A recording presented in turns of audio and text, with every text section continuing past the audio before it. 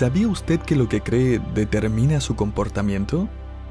Salomón dijo algo así en Proverbios 23:7 cuando escribió: porque cuál es su pensamiento en su corazón, tal es él. Lo que usted cree acerca de Dios afecta cada área de su vida. Las decisiones que tome y las actitudes que tenga están relacionadas con lo que usted cree personalmente acerca de Dios. Permítame poner como ejemplo a una persona que se preocupa por todo. Uso esta ilustración porque sé que seguramente nadie puede identificarse. Una persona que se preocupa por todo, en realidad es una persona que cree en un Dios muy pequeño. El apóstol Pablo escribió de la conexión entre Dios y la preocupación en Filipenses 4:6 cuando dijo: por nada estéis afanosos, sino sean conocidas vuestras peticiones delante de Dios en toda oración y ruego con acción de gracias. En otras palabras, deje de preocuparse y entréguele a Dios sus preocupaciones. Él es lo suficientemente grande como para encargarse de todas esas cosas. Permítame llevar este principio un paso más allá y proponerle que la verdad eventualmente determina su experiencia. Voy a ilustrar esto también. Un hombre que va cayendo desde el 10º piso de un edificio puede ir gritando «¡Estoy bien!» mientras pasa por cada ventana en su caída libre. Él realmente puede creer que está bien, pero eventualmente la verdad va a determinar su experiencia. Los males de nuestra sociedad, las cosas que leemos o que escuchamos en las noticias, ocurren porque la sociedad ha abandonado la verdad. Probablemente cada vez que prende el televisor para ver las noticias, mira incrédulo cómo cada día hay violencia y disturbios alrededor del mundo, incluyendo su misma ciudad. Las personas matan, roban y destruyen. Esta semana vi en el diario una fotografía de 3 mujeres de unos 30 años en medio de un saqueo, corriendo por la calle con tanta ropa que acababan de robar que entre las 3 apenas podían cargarla. Fue aún más impactante ver que la imagen capturaba que las 3 estaban muertas de la risa. Leí acerca de una mujer que fue entrevistada mientras estaba sentada en su auto afuera de una tienda. Toda su familia estaba adentro saqueando la tienda. El reportero le preguntó cómo es que ella podía hacer eso. Y ella respondió: no hay nadie en la tienda, así que es gratis. Ahora, el problema de esta mujer no es su perspectiva acerca del robo. El problema de raíz es que ella no está consciente de que Dios está en la tienda. Si ella entendiera eso, en verdad afectaría su experiencia. Trayéndolo un poco más a nuestra realidad, este mismo problema se encuentra en la iglesia de nuestros días. Nuestra generación se ha enfocado tanto en la experiencia, o en cómo portarse bien, entre comillas, que hemos abandonado la doctrina, o qué creer. O sea, ¿cuál es la verdad acerca de quién es Dios? La comunidad cristiana está llena de libros y conferencias acerca de la experiencia cristiana. Cómo tener esto, o cómo ser aquello, o cómo vencer tal cosa, cómo experimentar el cristianismo. Y en el proceso hemos abandonado la verdad. Hemos abandonado qué es lo que debemos creer acerca de Dios. Y lo que creemos acerca de Dios va a determinar cómo nos comportamos delante de Dios. Hemos olvidado quién es Dios. Y necesitamos renovar nuestro deseo de descubrir la persona y el carácter de Dios. Hay muchos problemas en nuestra vida cristiana que vienen como resultado de no entender a Dios. Somos como una persona corriendo por todos lados buscando el mejor pañuelo porque tiene un resfriado. Hemos olvidado que para curar un resfriado se necesita un trabajo mucho más profundo e interno. Necesitamos gastar menos tiempo explorando nuestra experiencia y más tiempo explorando a Dios. Dios nos ha dado la Biblia para que podamos conocerle, cómo actúa, cómo piensa, cómo responde, qué hace, cómo es Él, cuáles son sus expectativas. El llegar a conocerle cambia la forma en que vivimos. Y entre más conocemos a Dios, somos capaces de entender mejor nuestra propia vida y vivirla de mejor manera. Frecuentemente Dios nos enseña a través de la vida de algún personaje bíblico, y Él a veces nos enseña cómo hacer las cosas bien al mostrarnos a alguien que hizo las cosas mal. Le invito a ver la trágica historia de un hombre que no conocía a Dios lo suficientemente bien. Un hombre que tenía un gran celo por Dios, pero no tenía un gran entendimiento de cómo es Dios. Como resultado, él tomó decisiones equivocadas que afectaron su vida, la vida de su familia y toda la nación de Israel. Leamos Jueces 11 del 29 al 40. Y el espíritu de Jehová vino sobre Jefté, y pasó por Galaad y Manasés, y de allí pasó a Mizpa de Galaad, y de Mizpa de Galaad pasó a los hijos de Amón. Y Jefté hizo voto a Jehová diciendo: Si entregares a los amonitas en mis manos, cualquiera que saliera de las puertas de mi casa a recibirme, cuando regrese victorioso de los amonitas, será de Jehová, y lo ofreceré en holocausto. Y fue Jefté hacia los hijos de Amón para pelear contra ellos, y Jehová los entregó en su mano. Y fueron sometidos los amonitas por los hijos de Israel. Entonces volvió Jefté a Mizpa a su casa, y he aquí su hija que salía a recibirle con panderos y danzas, y ella era sola, su hija única. No tenía fuera de ella hijo ni hija.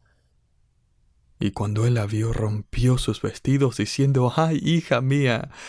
En verdad me has abatido, y tú misma has venido a ser causa de mi dolor, porque le he dado palabra a Jehová y no podré retractarme. Ella entonces le respondió: Padre mío, si le has dado palabra a Jehová, haz de mí conforme a lo que prometiste, ya que Jehová ha hecho venganza en tus enemigos, los hijos de Amón.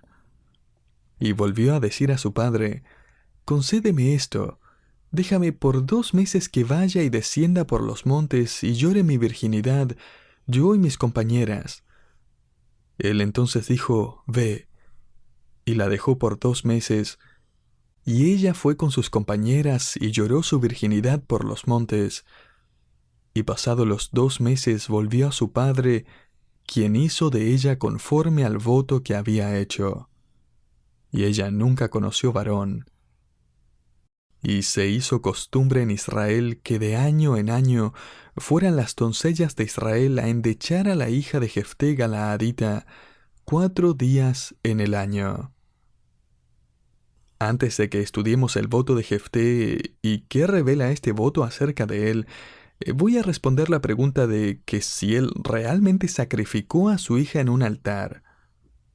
He leído todos los comentarios en Jueces que tengo, junto con los pies de nota que citan a otros autores, y permítame decirle desde ya que no creo que Jefté sacrificó a su hija para Dios. Sé que algunos no van a estar de acuerdo y tienen todo el derecho de mantener su opinión, pero permítame darle las razones por las que yo personalmente no creo que lo hizo.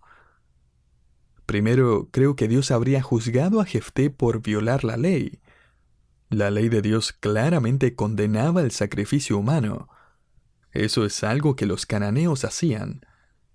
Y quizás piense, bueno, capaz que Jefté no conocía la ley. Y es cierto que Jefté creció en un tipo de hogar donde no se enseñaba la ley.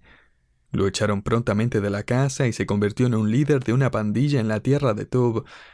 Sin embargo, durante los 2 meses cuando él estaba esperando que su hija regresara, seguramente que los sacerdotes se lo habrían informado.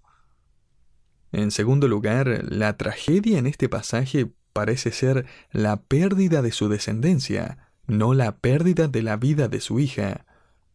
Note Jueces 11:34 nuevamente. Entonces volvió Jefté a Mizpa, a su casa, y he aquí su hija que salía a recibirle con panderos y danzas, y ella era sola, su hija única. No tenía fuera de ella hijo ni hija. El énfasis parece estar en que ella era su única esperanza de tener nietos y bisnietos. En otras palabras, cuando su hija muriera ya no habrían más herederos, nadie que mantuviera su apellido, lo que en aquellos días era muy importante.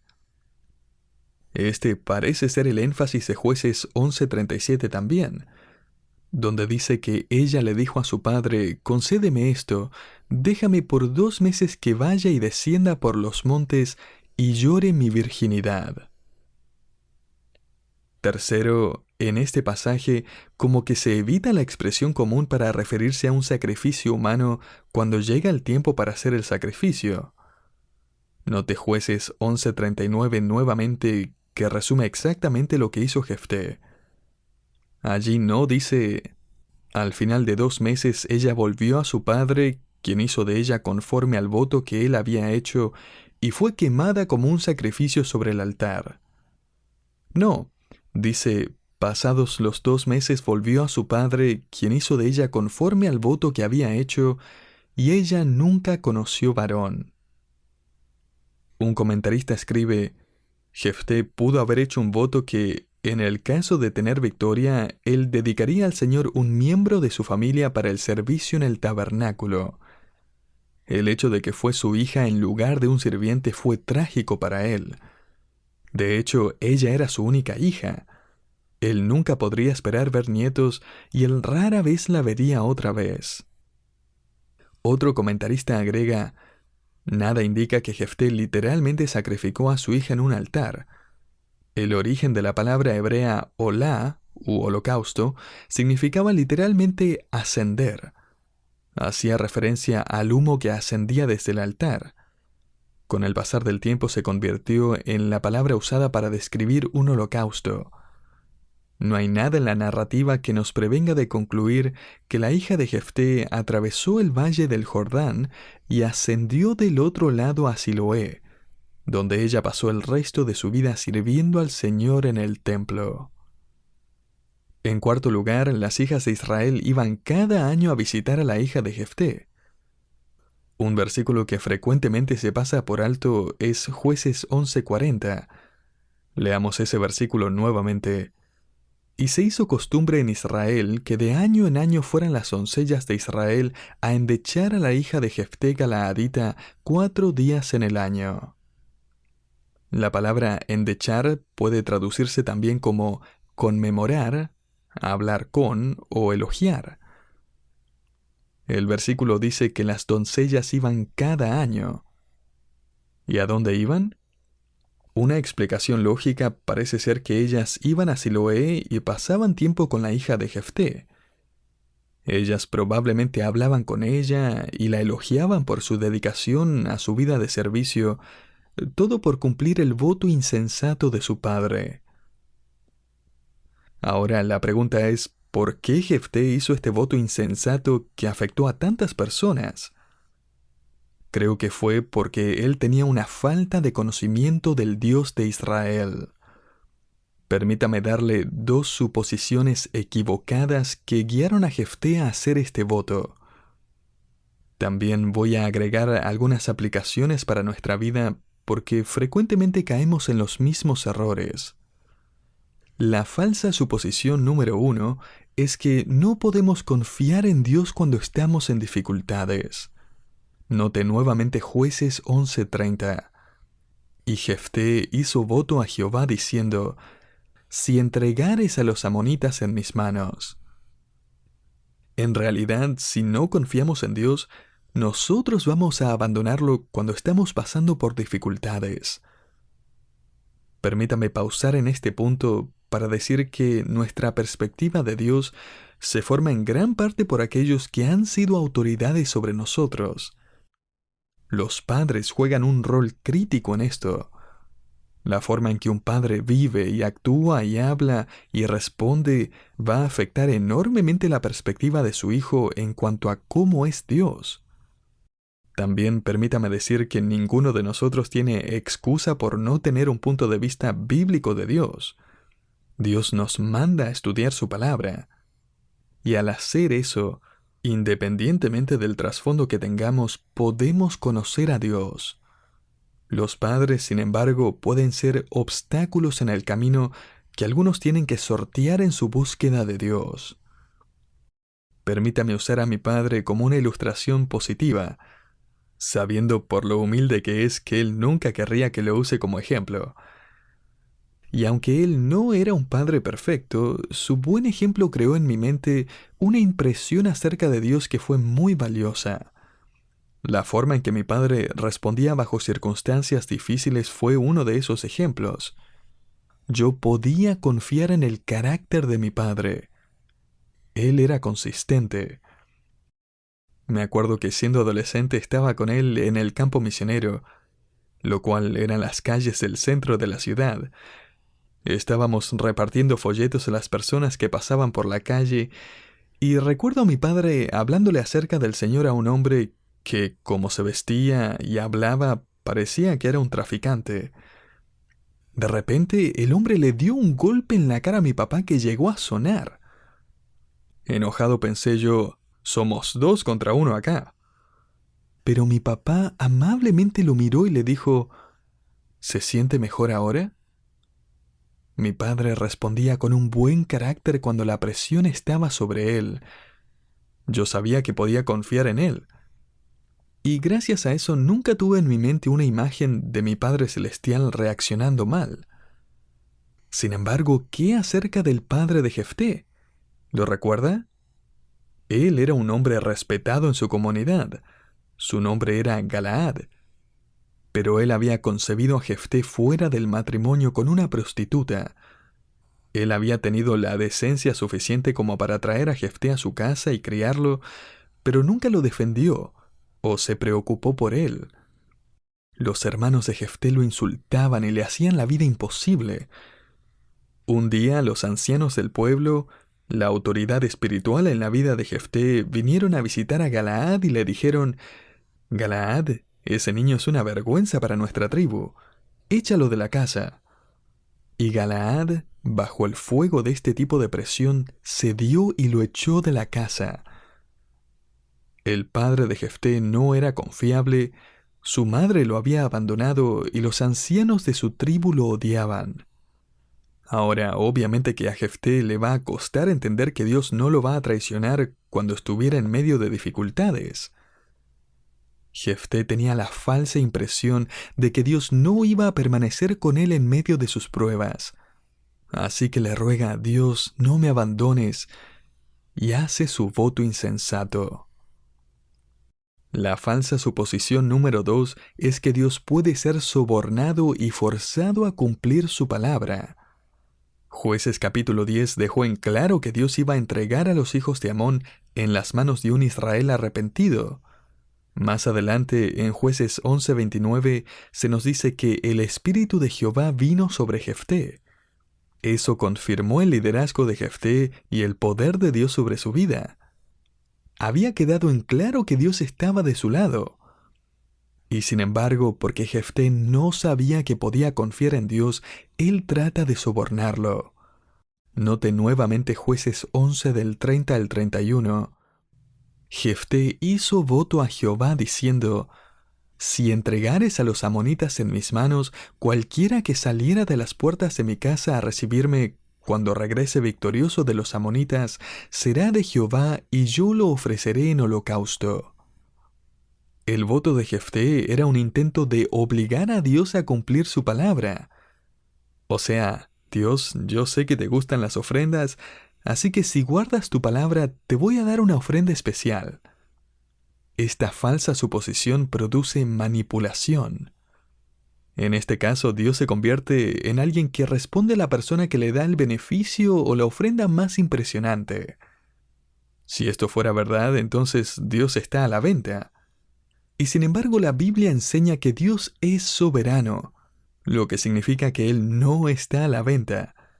También significa que podemos confiar en Él por completo, sin duda alguna. Él va a cumplir su palabra. Él no puede ser sobornado a hacer lo que está bien porque en su naturaleza ya está el hacer el bien. Y Él tampoco puede ser forzado a hacer lo malo. Seguramente ha visto un par de niños jugando en la calle o en el parque y uno le acaba de decir que va a hacer algo y el otro no está realmente convencido de que lo va a hacer, así que le pregunta, ¿pero de verdad lo prometes? Sí. ¿Lo re que te prometes? Sí. ¿Que te parta un rayo y te pise un tren? Sí, lo prometo.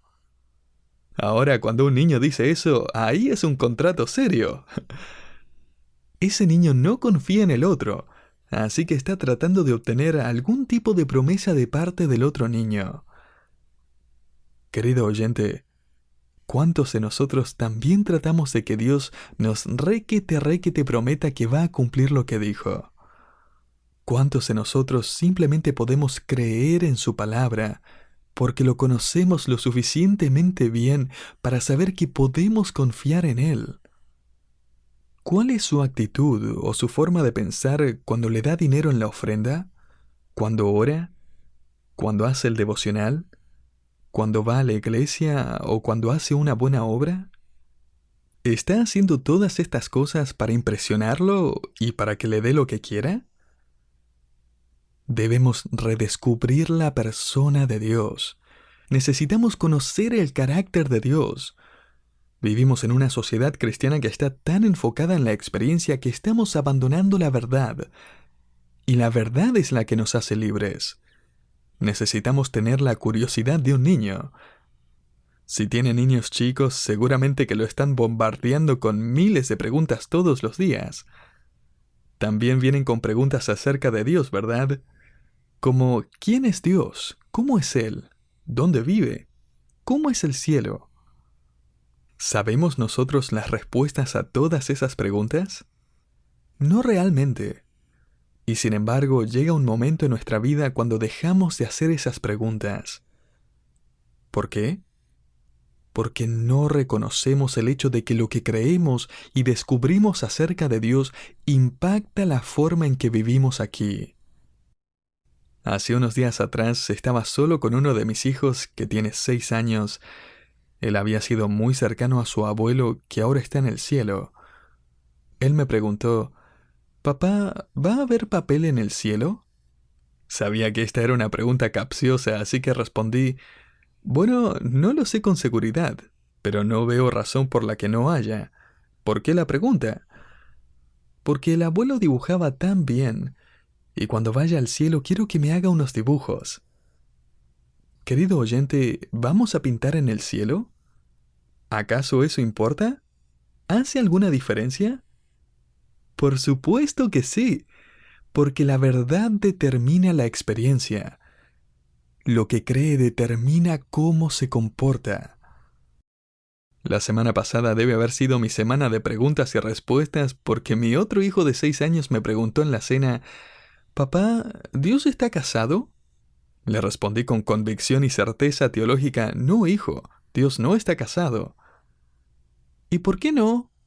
«Come la cena antes de que se enfríe». No respondí así. Traté de responder la pregunta porque todo eso marca la diferencia.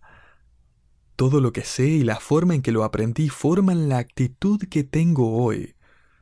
Si entiendo que Dios es lo suficientemente grande y lo suficientemente majestuoso, entonces, sin importar qué pueda aparecer en mi camino, sé que puedo confiar en Él.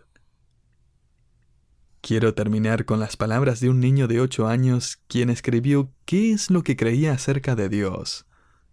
A su corta edad, él ya entiende algo acerca de quién es Dios y qué es lo que hace.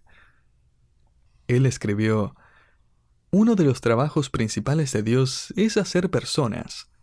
Él los hace para ponerlos en el lugar de los que murieron para que hayan suficientes personas para ocuparse de las cosas aquí en la tierra. Él no hace adultos, solo bebés. Creo que es porque son más pequeños y fáciles de hacer. Y de esa forma no tiene que tomar su valioso tiempo enseñándoles cómo hablar y caminar. Él se los deja a sus madres y sus padres. Dios ve todo y escucha todo y está en todo lugar, lo que lo mantiene bastante ocupado, creo. Si no crees en Dios, vas a estar muy solo, porque tus papás no pueden ir a todos lados contigo, como al campamento, pero Dios puede. Es bueno saber que Él está cerca cuando tienes miedo en la oscuridad o cuando no puedes nadar muy bien y los niños grandes te tiran en la parte profunda de la piscina. Eso es lo que creo acerca de Dios. Querido oyente, ¿cómo es su Dios? ¿Es Él el Dios de la Biblia? ¿Soberano, confiable, poderoso, amoroso y sabio? ¿Se da cuenta que lo que sabe acerca de Él afecta la forma en que vive para Él? ¿Está luchando usted con la desilusión y el desaliento? ¿Está atravesando las profundas aguas de una prueba? Más que tratar directamente con la desilusión o la tentación o la prueba, más que enfocarse en la experiencia, vaya a la Biblia y comience a leer los pasajes que van a hablarle acerca de Dios. Lea pasajes que hablen de su soberanía, de su carácter, de su poder, de su sabiduría y de su amor. Entre más grande sea su Dios, más pequeña será su prueba. Entre más majestuoso sea su Dios, más grande su seguridad, mayor su gozo. Necesitamos volver a reencontrarnos como nunca antes con la persona de Dios, con la verdad de Dios, porque esa es la verdad que nos hará libres.